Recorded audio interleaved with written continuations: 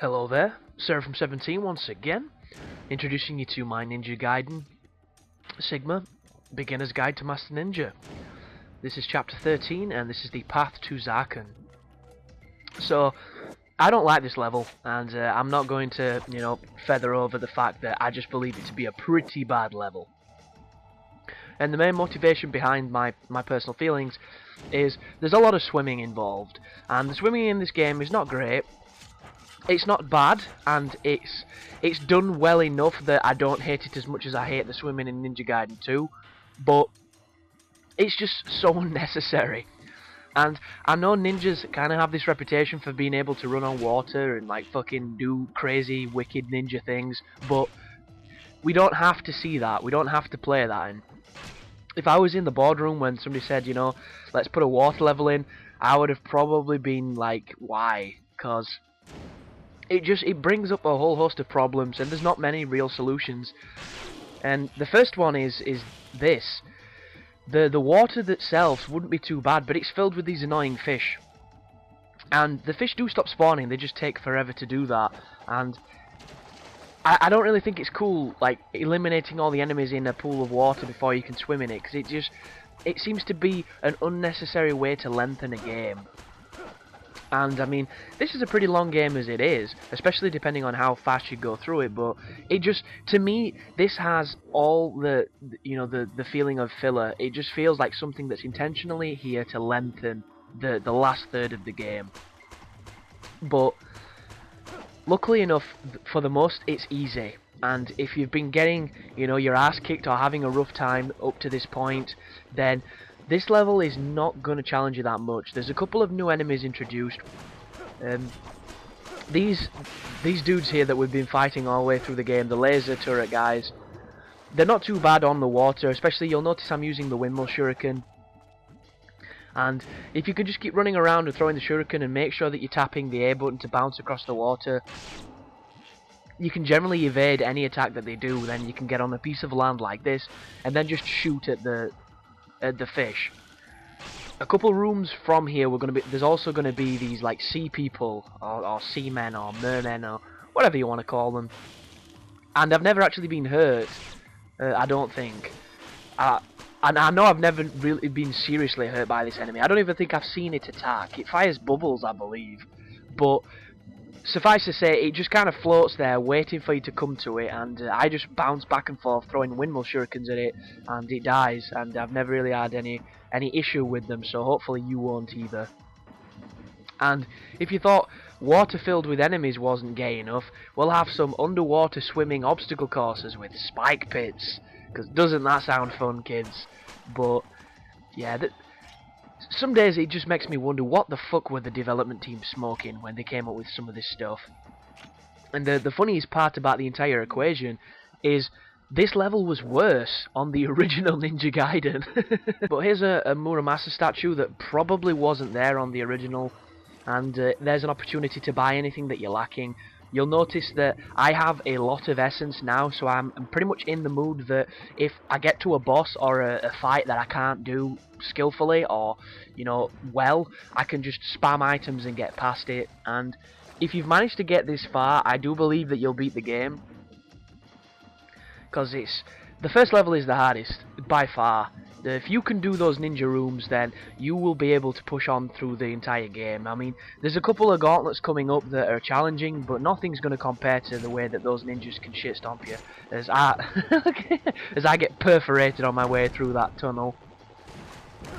Something to watch as well: when you are swimming underground and you're surfacing and you're diving back under, it is very easy to get turned around, and it takes a bit of a knack to know when you're going the right direction, and sometimes I fuck up like anybody else, but luckily enough, this path over here, if you surface, there's a gold scarab, and you can use it to pick up and get any more presents, because you'll notice that I got a Yanni's rations, and I don't think that's something that Muramasa gives you unless you play on this difficulty, because I don't remember getting it on very hard, and I don't remember getting it on hard, so it might just be me and my bad memory.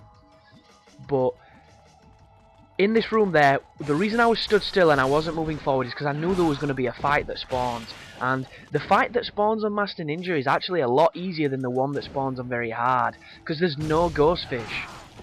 And I couldn't understand it. All there are is those sliding rock imps and the bugs, which is kind of strange, because when Very Hard, there's ghost fish, there's sliding imps, and I think there's bugs.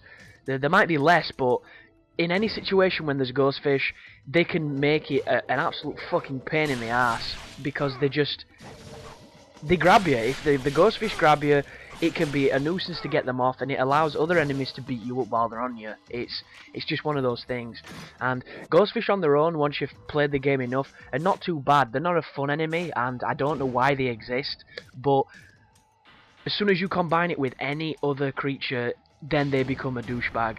And there's actually a fight coming up in the labyrinth, I think on the next chapter, where there's a boss, which is a Spirit Doku, and before you go to him, you've got to run from a safe point to the doorway, and there's a little courtyard, and the instant you go into the courtyard, triggers a spawn of a bunch of the giant crab bastards with laser jewel eye, and some ghost fish, and I think a dinosaur as well.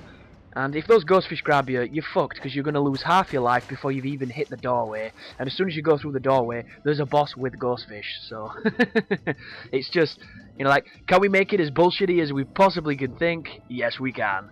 And thus they did. But don't worry about that fight with Spirit Doku, because the ghost fish themselves are a nuisance, and so is he. But they actually help you beat him. And I've got a pretty decent run. It's not a flawless run or anything, but it's a really, really good, unlaboured flawlessness Spirit Doku kill. Because it's quick, and it's easy, and anyone can do it. But these are the mermen that I mentioned earlier. And as you can see, this to me is not my idea of fun gameplay. So if anyone's watching this just, you know, to see the game and they've never played it and they like my videos, I do apologise, because this level is fucking boring. And the water is, just so gay. But there are a couple of opportunities in this area to get a free Talisman of Rebirth. So if you down one, or if you don't have one, you can get one. Or if you're full, you can use one if you're having a rough time, and then get one back, and stuff like that. But when you get to this area here, this is pretty much the end of the swimming nonsense, because we're going to be getting the crank from this pirate ship, or whatever the hell this is. That's also going to give us the ability to breathe underwater, which is going to help a lot with that thing there that I just missed when I pressed square and it didn't pick it up. So there's the oxygen cylinder, a lovely rebreather, and there's a little puzzle that we'll be doing. And I've been getting a lot of questions as well in recent videos, asking for Ninja Gaiden 2 content. And I said when I first made my channel to myself, this is more a statement of my own pride than anything else, that I wouldn't do anything related to Ninja Gaiden 2, because when I originally beat Master Ninja on that game, I used a walkthrough, because the game is hard, and I wasn't very good at it. And the guy who made the walkthrough is called Rhyme, and his guide, if I can't make something better than something that's already out there, I will not bother. That is literally my mentality, and I'm egotistical enough to think that I can put these videos up and somehow make a difference. But when it comes to Ninja Gaiden 2, he says everything so perfectly that I would just be retreading techniques that I learnt from him. And I don't want to do that, because it takes away the awesomeness of what he did in those videos. And don't get me wrong, I might do a Ninja Gaiden Sigma 2 Master Ninja run through just to play it, and I'll record my run through on that. But I would never make a walkthrough for it. I might make just some fighting videos. And another drawback to it is I've played it a lot. I've put a lot of time into that second game, and it's one of those relationships where I loved it for so long and then hated it for so long that it's kind of like an abusive marriage. So I don't know. It's one of those things where it's that difficult, but there's that much content for it that you can always find things on YouTube and various other sites, and as I say, I don't want to just be repeating what I've already heard. As I jump left and right throwing a windmill shuriken at these silly bastards. But the Syndicate guide is going to be coming really soon, so I hope people look forward to that, because that is a fun game and it's going to be really fun to watch as well. I might be doing something to do with God Hand, because I've managed to get the PlayStation Network version of it, so I can do the smoothing and the upscaling, and it does look a lot better, but it suffers from frame rate drops like really badly, so you've got to watch out for that. But as far as action games come, March is going to be pretty stacked with them, because Ninja Gaiden 3 comes out and I'm going to be covering that. Also, Azura's Wrath is coming out this Friday for me, and I'm going to be covering that too, but I get the feeling that game is going to be really easy, so I'm going to try and make the guide as challenging as I can to help the most people. And if you swim under here, I do believe that there's an essence chest under here. Oh my bad, it's a Life of the Gods, and then there's the Talisman of Rebirth. And when I think about it, the swimming on this game, especially compared to like some games, is not too bad, but it's the whole when Ryu wants to go up and down instead of straight forward. That's the bad part, when he starts doing that silly fucking when he kind of like flops up and down and he doesn't move the right way. And the camera helps, as you can see.